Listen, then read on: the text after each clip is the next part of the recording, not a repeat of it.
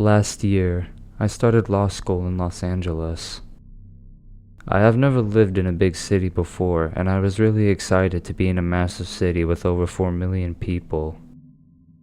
Ever since I was little, I always knew I had a half-sister in LA. But my parents had this weird anger toward her that always made it feel like a taboo topic. Of course, I had looked her up on social media and I knew what she looked like, but that was about all. We never actually met. She was never that active on social media, so there wasn't a lot I could see. Out of nowhere, one day in my first year of law school, I got a friend request on Facebook from my sister. Her profile seemed legitimate. She had Facebook friends and her profile picture looked like her. She sent me a message inviting me to a little dinner party at the park with her friends. We could finally meet each other for the first time. I was new to LA, still am, and I had no idea which parts of the city to avoid at night. I was so excited about that idea, but I had a lot of anxiety about it too. It would be nice if we met, totally clicked, and became besties for life. But what if we ended up sobbing like we were in some dramatic movie scene? What if I tried to talk with her and she just didn't click with me, and she started showing me an attitude? Or worse, what if it's all going well until we have some kind of disagreement? Somebody said something hurtful and then we were both crying in front of everyone. Honestly, if she had suggested a cozy little bakery for desserts instead, I would have gone. But going to a park with other people didn't feel right. I thought it was like such a precious moment that I didn't want to have in front of all these other people. I couldn't bring myself to go. I didn't want to risk having a meltdown in front of other people. I was worried about how messy it could get. A few weeks later, I googled that park just to see what it was like. Maybe we could meet up there together, just one-on-one. That's when I learned something was wrong. I won't say the name of the park, but anyone who has lived in LA for long will tell you that it's not a safe place for girls to be having a dinner party at night. The area surrounding that park has very high violent crime rates. It's controlled by gangs. Even people who do illegal business in that park are forced to pay a tax to the gang in exchange for being left alone. So now, I was really concerned and curious. I actually tried to get a hold of my sister myself. She was an undergrad at the time, a local college. I had a friend who went to her school. I asked my friend to reach out to her on campus and ask her if she'd be okay with meeting us. They connected, and the three of us met at my friend's house. It was great. We got along so well. My friend was also very happy to do that for us. The three of us had so much fun.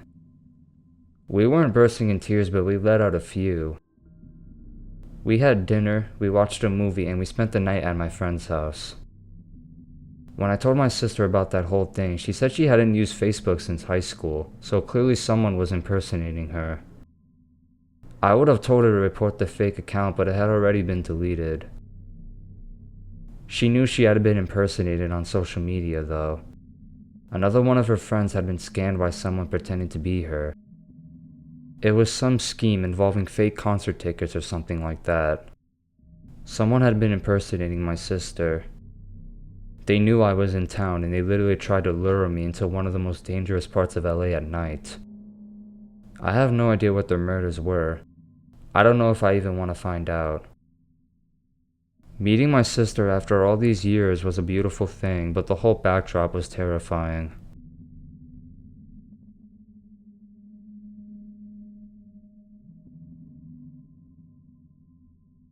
For a while, even though it could very much be nothing. I was walking in the city one day on my way to the train home, and I got stopped by a man who was roughly 10 years older than me, and he says he thinks I'm pretty and he would like to get my number. It caught me off guard, and I just agreed to give it to him. I guess my anxiety took over as it was very unexpected. He then starts asking me if I live around the area, if I drive into the city, and where my car is located if I have, and where I'm currently going and where I've just come from. He seemed odd and his energy was just off. I told him I'd been out the night before and I'm on my way home, and he gave me a weird look of almost disgust. The way he was speaking, I thought he was gonna offer to take me home because The way he was speaking, I thought he was gonna offer to take me home because he kept saying like, "Oh, the train is so far," and I said I may be getting an Uber, and he was saying how expensive that would be. The questions he was asking me started to make me uncomfortable, and I was giving false short answers to end the interaction. But anyways, he tells me his name and then the interaction is over. A few days goes by and he messages me. First thing I ask is how old he is out of curiosity, and he says 19, which has to be completely untrue. He looked much older. There was no way we were the same age. I then Googled search his phone number, and the name connected to it was not the name he had given me.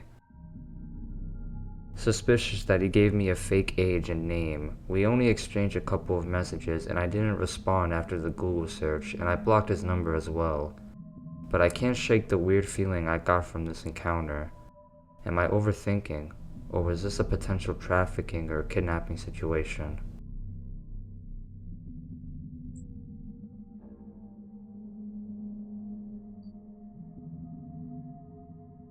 Writing this, the story that happened to me was 5 days ago. It was on a Saturday, and for context, I am a 16-year-old French boy. So I was with my friend this Saturday in my little French hometown, casually hanging out at the border of the town for a whole hour. My friend here is a 17-year-old girl. We were sitting on big rocks behind the kindergarten school of our town, right in front of the beat field around 8 p.m. The sky was starting to turn dark. Nothing has ever really happened in our town since we live in it except recently when a dad stabbed his daughter and wife 40 times, but it has nothing to do with my story. Note that there aren't many foreigners there since it's kind of a lost country town close to Paris. So I was sitting with my friend eating stuff like we casually do when we hang out, when suddenly, I spotted a man with a beanie.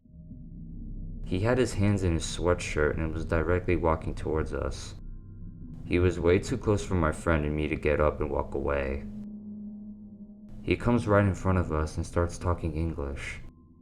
My friend doesn't speak English, so she didn't really know what was happening at this time. So this guy comes right in front of me when he noticed that I was able to speak English and tries to shake my hand, which I deny the approach. Note that he didn't look like he was drunk or under drugs. The weird guy starts talking to me and he points out the field that was behind my back, which means that if I wanted to look at it, I would have needed to turn back to him. And then he says very instant, "Is that cabbage?" I responded yes, but he wasn't satisfied by my response since he was trying to get me to look behind me. However, there was literally the other part of the field that was in my line of sight at my left. He tried to get me to look again and again, which was kind of stressing because this guy was like less than a meter away from me, which means that he could have done everything he wanted to me. Then he told me some incoherent stuff like, "My driver told me there was cabbage," or "I asked people but they didn't understand." Right after saying that, he pats my shoulder, goes behind me, and crouches at the border of the field. He tells me to come to see if it was cabbage when I clearly told him many times that it was cabbage. Even though it was not, I was trying to get rid of this creep, but it kinda looked like cabbage. Right when I see that I'm out of his range, I say to my friend to take her bag and start running. At first she thought I was joking, but when she saw me running she changed her mind. We were like 20 meters away from him and he started walking towards us but rapidly disappeared behind the kindergarten school. My friend and I were both really unsettled and quickly wanted to go home. We said goodbye to each other and we split in two different directions.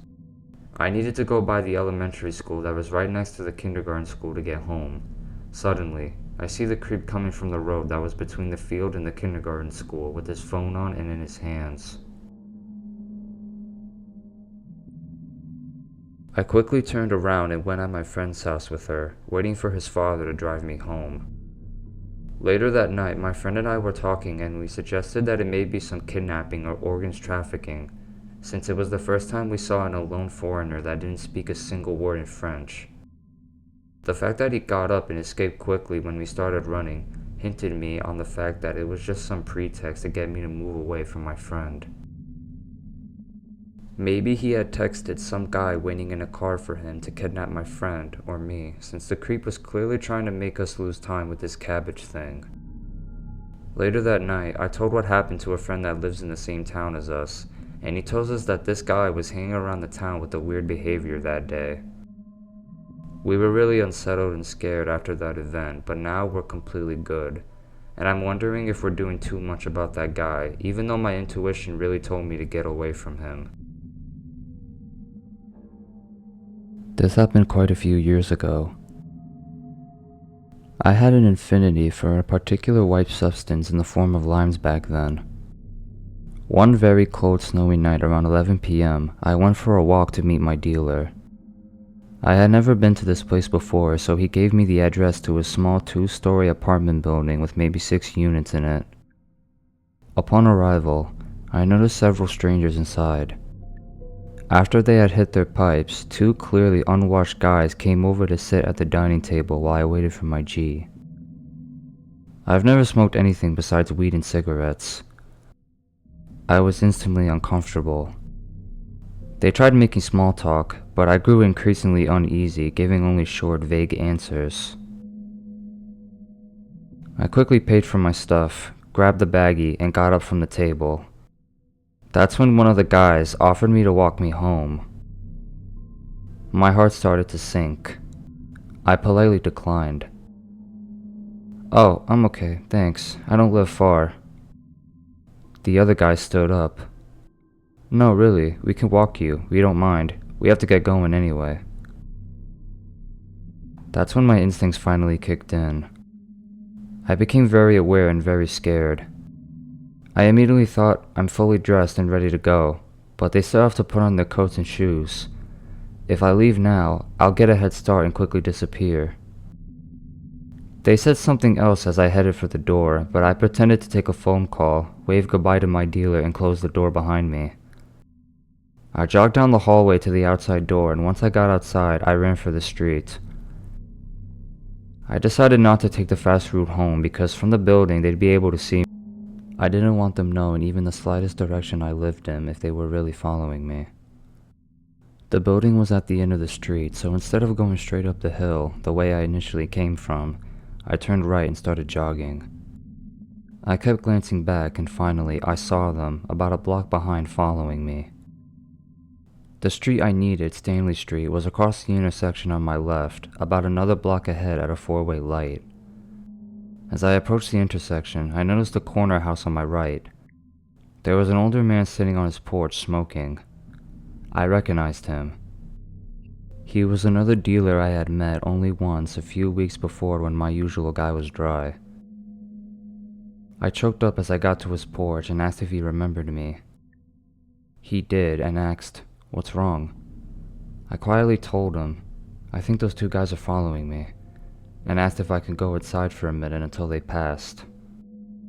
He didn't hesitate. We went inside, past his front living room and into the kitchen, where I explained what happened. He told me not to worry, that I was safe there and I could stay as long as I needed to. Then we heard a knock at the door, and I started to panic. He went to the door, looked through the people, and yelled, "Just a minute." He came back quickly and whispered that he knew the guys and was going to invite them in to have a hit. He told me to sneak out through his back door, which was beyond the kitchen, go to the right of the yard and find the gate. This would lead to a side street. He instructed me to creep along the side of his house, close to the shrubs, and check the porch to make sure they went inside. I followed his plan, and when the coast was clear, I didn't jog. I sprinted up Stanley Street and zigzagged all the way home. When I think back now, I'm in disbelief at my actions and how foolish I was. I thought I was invincible. I was far too trusting. But I truly thank God for the man who helped me that night. I don't know what those 2 guys wanted from me, but I'm forever grateful I never had to find out.